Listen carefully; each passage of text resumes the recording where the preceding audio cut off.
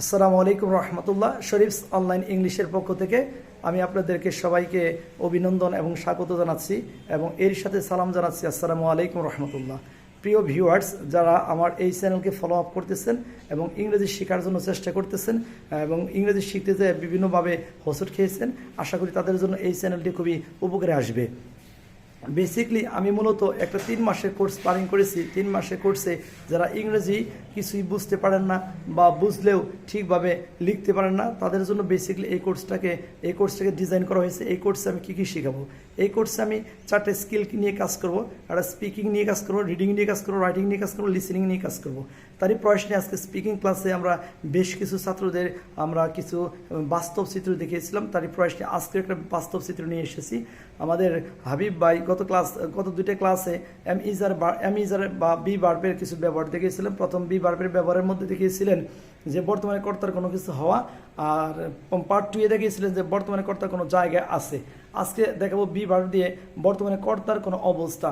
এই অবস্থা জাতীয় কিছু ভার্ব দেখবো যে হাবিব ভাই কীভাবে প্র্যাকটিস করেছে এবং আয়ত্তে এনেছে এবং কীভাবে সে প্র্যাকটিস করলো বা কীভাবে সে বলতে পারে বা নতুন নতুন বাক্য বানাইতে পারে কিনা তার একটা প্রয়াস নিয়ে এসেছি। হাবিব ভাই গত ক্লাসে দেখিয়েছিলেন বর্তমানে কর্তা কোনো কিছু কোনো জায়গায় আছে। আজকে দেখবেন বর্তমানে কর্তার কোনো অবস্থা, যেমন আমি ব্যস্ত।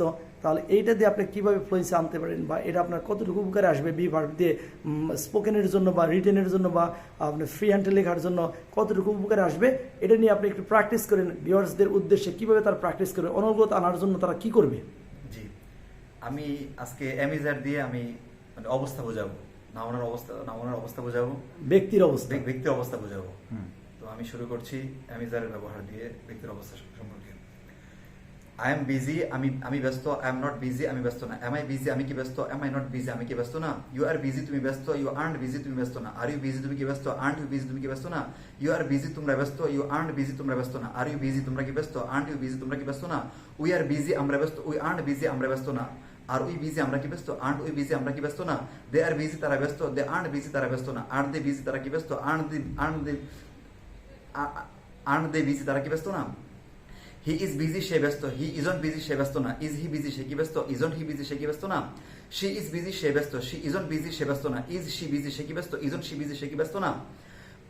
হাবিব ইজ বিজি, হাবিব ব্যস্ত। হাবিব ইজন্ট বিজি, হাবিব ব্যস্ত না। ইজ হাবিব বিজি, হাবিব কি ব্যস্ত। ইজন্ট হাবিব বিজি, হাবিব কি ব্যস্ত না। মাই ফাদার ইজ বিজি, আমার বাবা ব্যস্ত। মাই ফাদার ইজন্ট বিজি, আমার বাবা ব্যস্ত না। ইজ মাই ফাদার বিজি, আমার বাবা কি ব্যস্ত। ইজন্ট মাই ফাদার বিজি, আমার বাবা কি ব্যস্ত না। মাই মাদার ইজ বিজি, আমার মা ব্যস্ত। মাই মাদার ইজন্ট বিজি, আমার মা ব্যস্ত না। Is my mother is busy, আমার মা কি ব্যস্ত। Isn't my mother is busy, আমার মা কি ব্যস্ত না। It is new, it is new, এটা নতুন। ইট ইজন্ট নিউ, এটা নতুন না। ইজ ইট নিউ, এটা কি নতুন। ইজন্ট ইট নিউ, এটা কি নতুন না। দিস ইজ নিউ, ইহা নতুন। দিস ইজন্ট নিউ, ইহা নতুন না। ইজ দিস নিউ, এটা কি নতুন। ইজন্ট দিস নিউ, এটা কি নতুন না। দিজ আর নিউ, এগুলো নতুন। দিজ আর্ট নিউ, এগুলো নতুন না। দিজ আর এগুলো নতুন। দিজ আর্ট নিউ, এগুলো নতুন না। আর দিস নিউ, এগুলো কি নতুন। আর্ট দিস নিউ, এগুলো কি নতুন না। দ্যাট ইজ নিউ, ওইটা নতুন। দ্যাট ইজন্ট নিউ, এটা নতুন না। ইজ দ্যাট নিউ, এটা কি নতুন। ইজন্ট দ্যাট নিউ, এটা কি নতুন না। দোজ আর নিউ, ওইগুলো নতুন। দোজ আর্ট নিউ, ওইগুলো নতুন না। আর দোজ নিউ, ওইগুলো কি নতুন। আর্ট দোজ নিউ, ওইগুলো কি নতুন না। জি, আমরা তো দেখলাম যে ফ্লুয়েন্সি আনার জন্য শুধু আই এম বিজিতে প্র্যাকটিস করেছি। এখন যদি এই বিজির জায়গায় যদি বলে আই এম সরি বা আই এম ডিলাইটেড, তাহলে এইগুলোর দ্বারা পরিবর্তন করে কি আমি অনর্গত আনতে পারবো কিনা, এটা সম্পর্কে যদি একটু বলতেন, বা পরিবর্তনটা করবো কিভাবে বা প্র্যাকটিসটা করবো কিভাবে। শুধু কি আমি আই এম বিজির জায়গায় I am sorry, I am delighted, I am happy, I am sad, I am weak, I am crazy, I am sad, এগুলো বসাই দিলেই কি আমার প্র্যাকটিসটা হয়ে যাবে? জি অবশ্যই। আমি অবস্থা বোঝাচ্ছি। তাহলে যদি বলে আমি অসুস্থ, তাহলে কি বলবেন? আই এম কি সিক। আই এম সিক, আমি অসুস্থ। আই এম নট সিক, আমি অসুস্থ না। এম আই সিক, আমি কি অসুস্থ। এম আই নট সিক, আমি কি অসুস্থ না। যদি বলে আমি শিক্ষিত, I am educated. I am educated, আমি একজন শিক্ষিত। আই এম এডুকেটেড, আমি শিক্ষিত। আই এম নট এডুকেটেড, আমি শিক্ষিত না। এম আই এডুকেটেড, আমি কি শিক্ষিত। এম আই নট এডুকেটেড, আমি কি শিক্ষিত না। আমি অলস, I am lazy. I am lazy, আমি অলস। আই এম নট লেজি, আমি অলস না। এম আই লেজি, আমি কি অলস।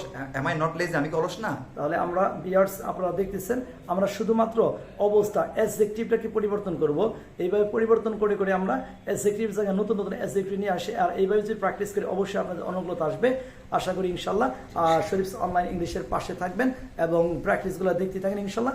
আমরা এর ধারাবাহিকতা নিয়ে আগামী ক্লাসে আবার নতুন একটা ক্লাস নিয়ে আসবো। আজকের মতো এই পর্যন্তই। আসসালামু আলাইকুম রহমতুল্লাহি ওয়া বারাকাতুহু।